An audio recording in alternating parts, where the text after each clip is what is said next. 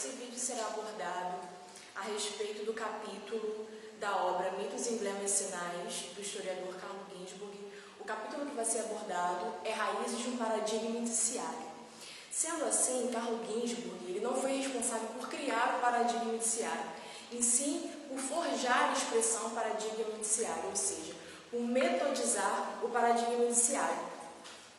Sendo esse paradigma, é um conceito que faz referência ao que o autor considera uma ferramenta metodológica para utilizar em relação a interrogar as evidências por meio de sinais, signos, vestígios, minúcias.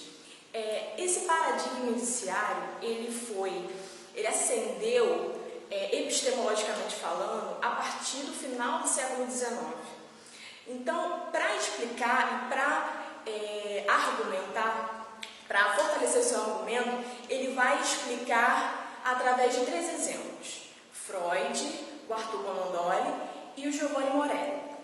O primeiro, Freud, com sua metodologia de psicanálise, o Arthur Conan Doyle com seu principal personagem, Sherlock Holmes, que era o detetive, e o Giovanni Morelli, que foi um historiador da arte, que utilizou do indiciário, do paradigma indiciário, para a autenticidade de suas obras, ou falsidade das obras, através de minúcias imperceptíveis. O Giovanni Morelli, não que ele é mais importante do que o Freud, nem que é mais importante do que o Arthur Conan Doyle, só que ele exerceu uma influência tanto no Arthur Conan Doyle, tanto no Freud.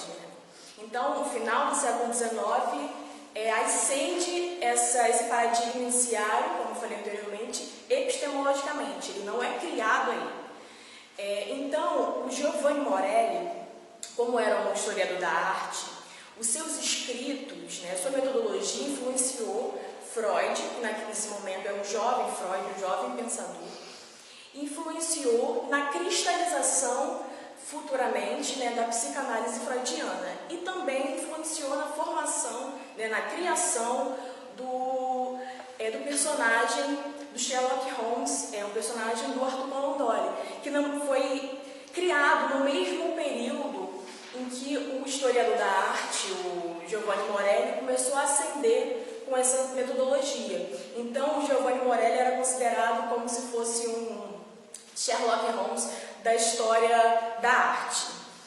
Sendo assim,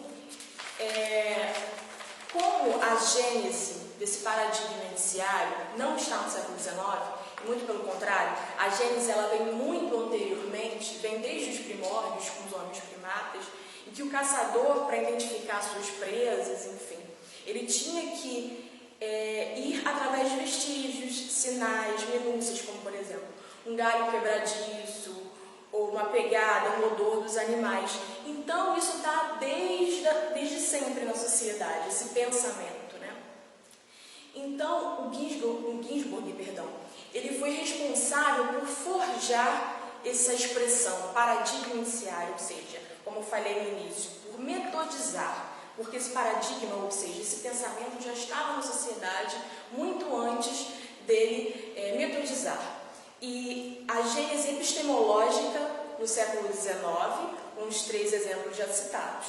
Então, esse paradigma, ou seja, esse pensamento, já estava na sociedade desde os primórdios e ela foi importante na construção cognitiva do ser humano, ou seja, no desenvolvimento do ser humano.